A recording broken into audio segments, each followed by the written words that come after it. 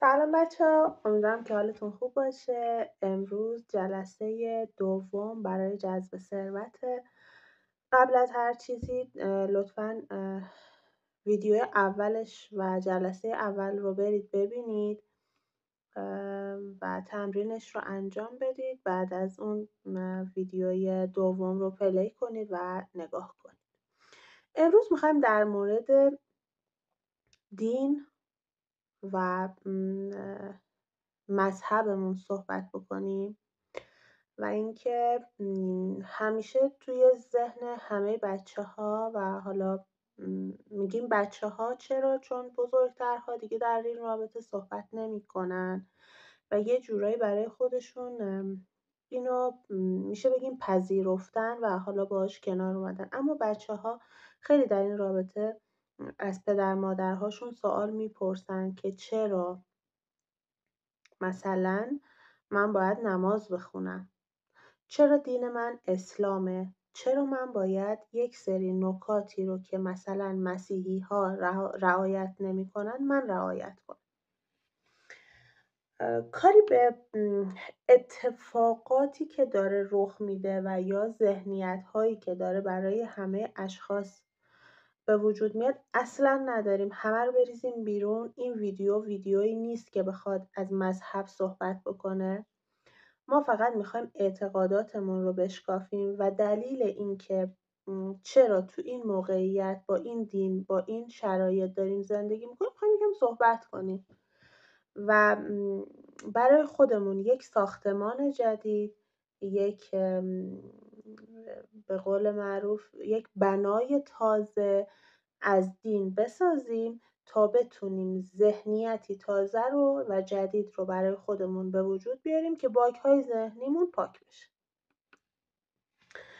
همیشه تو ذهن هممون یک سری سوالاتی هست که میگیم اگه به زبان بیاریم خدای ناکرده خدا قهرش میگیره و یه سری اتفاقات بد برای ما رخ میده. اما اصلا چنین چیزی نیست.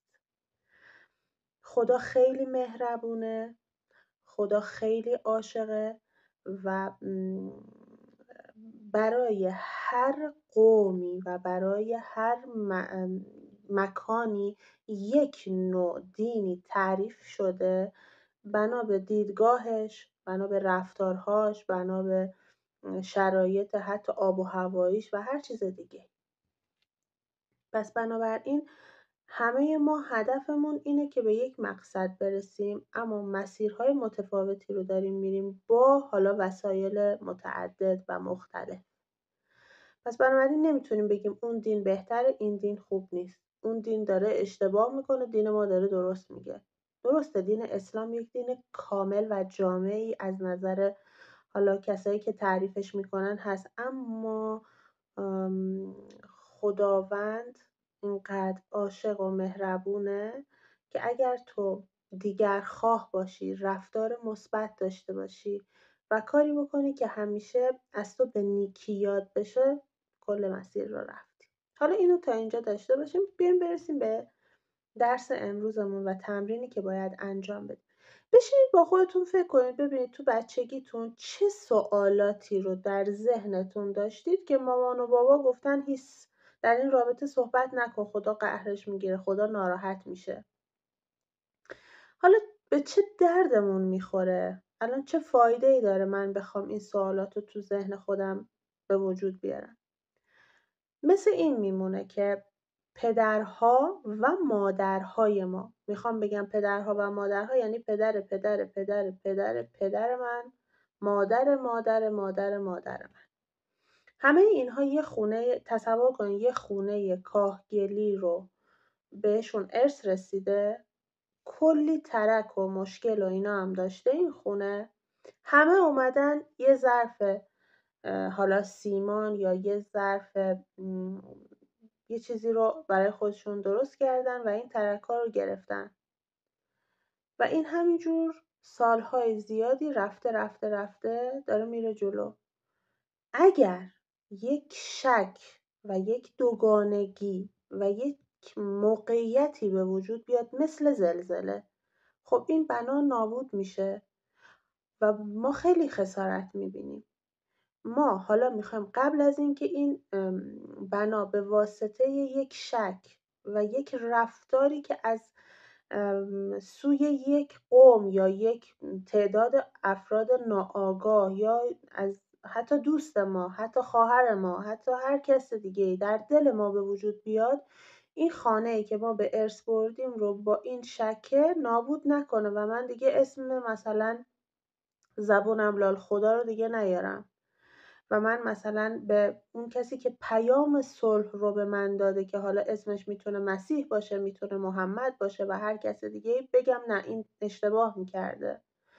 میخوام بهت اینو بگم، میخوایم با سوالاتمون خونه رو کامل خودمون بکوبیم و از اول یک خانه محکم و با استحکام بالا بسازیم که هر کسی با هر ذهنیتی و با هر رفتاری اومد سمت ما و بدی و چیزی گفت که باعث شد در دل ما شک و دوگانگی به وجود بیاد، این خانه تخریب نشه. هر چقدر زلزله اومد، سیل اومد، طوفان شد، آتش سوزی شد، خانه ما امن بمونه، مستحکم باشه و کسی نتونه منو از دین و از کسی که پیام صلح و دوستی رو به من هدیه داده منو فاصله بده. سوالاتی که تو ذهنتون بوده از بچگی: چرا من مسلمونم؟ چرا من مسیحیم؟ چرا من توی این شهر به دنیا اومدم؟ چرا من باید پیرو رفتارهای این فرد باشم؟ چرا برای مرگ این فرد من باید شادی کنم، اسمش رو عید بذارم؟ چرا برای تولد این فرد اصلاح میکنم، اشتباه گفتم، چرا من باید برای مرگ این فرد عزاداری کنم؟ چرا باید برای تولد این فرد عید اعلام بکنم؟ چه دلیلی داره؟ چرا من باید این رفتارهایی که این فرد از خودش بروز داده یا گفته رو اطاعت کنم؟ بازم دارم بهتون تاکید میکنم اگر جلسه اول رو ندیدید، دوره 21 روزه باید از اول دیده بشه. الان براتون گنگ میشه، نمیفهمیم من دارم چی میگم. جلسه اول ما در این رابطه صحبت کردیم، گفتیم تو این دوره سوالاتی که از خودمون میپرسیم و مینویسیم، جوابها به صورت شهودی و به صورت الهام برای ما میاد. الان یه تعداد با خودشون میگن نه این درست نیست، اما در واقع شاید بچه شما بیاد جواب سوالتون رو بهتون بده با یک کلمه. شاید تو خیابون دارید میرید، یه نفر بیاد یه حرفی بزنه، یه کاری بکنه، جواب سوالتون رو بگیرید. توی موبایلتون، تلویزیون و توی یک مجله، توی یک نوشته توی سطح شهر، هر چیزی، یا حتی قبل از خواب یه چیزی میاد به ذهنتون. اینها جواب سوالات ماست. نیازی هم نیست یادداشت کنید اینا رو. جوابهای شهودی تا ابد با روح پاک و بلند و پیر شما همراه هستند. احتیاجی نیست اینا رو یادداشت بکنید چون یادتون نمیره. همونطور که میدونید خب من دارم تجربه های خودم رو توی این صفحه میذارم. یه زمانی واقعا از دین و از مذهب کاملا فاصله گرفته بودم و دوست نداشتم اصلا در این رابطه صحبت بکنم، به خاطر شک‌ها، به خاطر رفتارهایی که از سمت کسایی که باهاشون ارتباط داشتم میدیدم و فکر میکردم خب این کار من اشتباهه و دوست نداشتم به سمت دین برم. اصلا دلم نمیخواست در موردش صحبت بکنم. نمیخوام ادعا داشته باشم، منیت داشته باشم اصلا، اما در حال حاضر میتونم بگم به شدت ایمانم قوی شده. چرا؟ چون سوالات زیادی رو برای خودم 8 سال پیش، 7 سال پیش نوشتم و مرتبا با خودم مرور کردم، توجه کردم، تمرکز کردم، نگاه کردم و بعد متوجه شدم که چه موهبتی در نزد منه که من توی این شهر زندگی بکنم. بذارین یه پرانتز باز کنم بچه‌ها. شاید یه تعدادتون الان متوجه صحبت من نشید، شاید هم همتون متوجه باشید. همیشه به ما گفتن مگه خودمون انتخاب نکردیم که در این لحظه و در این نقطه باشیم؟ پس چرا دوباره دارن اینا رو به ما میگن؟ چرا؟ درسته، ما خودمون انتخاب کردیم اومدیم الان میخوایم بشکافیم برای خودمون که چرا انتخاب کردیم. متوجه شدید چی میگم؟ چون من به تنهایی برای خودم نیستم، من پاک کننده و پاکسازی کننده تمام پدرها و مادرهای گذشته خودمم. دوباره برمیگردیم از اول، خونه‌ای که به من ارث رسیده رو من میخوام بازسازیش کنم که بچه من با راحتی دیگه توی این خونه باشه، بچه های من دوباره با راحتی توی این خونه باشن، اتفاقی براشون رخ نده. خب پس ما انتخاب کردیم اینجا باشیم، اما الان اگر اینجاییم میخوایم ببینیم چرا انتخاب کردیم اینجاییم و بعد با یک عالمه اتفاقات و علامت سوالا و رفتارهایی روبرو میشیم که باید اصلاحشون کنیم. اگر اصلاحشون نکنیم دوباره به دست فرزندانمون داده میشن و مسیر مستقیم دوباره با یه خورده اختلال روبرو میشه و بچه های ما با مشکلاتی روبرو هستن. این زنجیره غلط باید از یه جایی پاره بشه و این تیکه زنجیری که فرسوده شده، شکسته شده، ازش جدا بشه، دوباره یه زنجیره تمیز محکم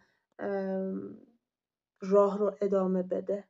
امیدوارم بتونم کاملا نظرم رو بهتون بفهمونم. پس بنابراین سوالاتتون رو ریز بریز بنویسید. هر چیزی که از بچگی تا حالا تو ذهنتون بوده که میترسیدید اینا رو یادداشت کنید، برای خودتون بنویسید و بعد متوجه یک موهبت عظیم میشید که هیچ چیزی دیگه نمیتونه دل شما رو بلرزونه.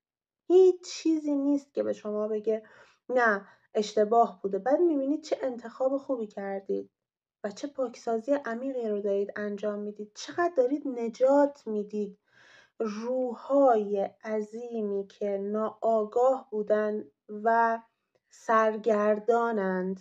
شما دارید همه اونها رو نجات میدید و کلی به نفع خودتونه، کلی شما روحتون بلند میشه، کلی شما روحتون نورانی میشه. توی جلسه‌های بعدی بیشتر در رابطه با اینها براتون صحبت میکنم، لحظه به لحظه بیشتر بهشون میرسیم. اما میخوام بهتون بگم که خدا خیلی مهربونه، خدا خیلی عاشقه و هر چیزی که تو بخوای رو به تو میده، اما باید متوجه رفتارهات باشی، باید مواظب کارهایی که در طول روز میکنی. دارم تلاش میکنم که جملات خیلی خیلی ساده ای رو بگم. مواظب رفتارهات باشی، کسی رو ناراحت نکنی، دلی رو نشکنی، حقی رو پایمال نکنی. ببینید بچه‌ها، هم خیلی ساده است این قضیه و هم خیلی سخت.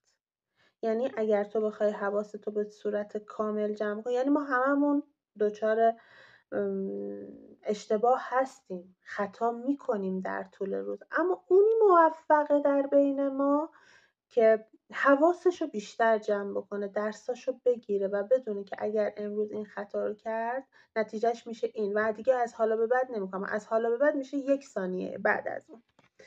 ممنونم که منو تا این لحظه نگاه کردید. من عاطفه‌ام، تو صفحه‌ام دارم نتیجه هایی که طی 7 سال در رابطه با جذب ثروت، سپاسگزاری، شکرگزاری و خداشناسی رو آموختم به شماها آموزش بدم. صفحه ما رو به دوستاتون معرفی کنین. ممنونم. من منتظر نظرهاتون هستم، به همه اونها جواب میدم. امیدوارم روز خوبی داشته باشید و خداحافظ.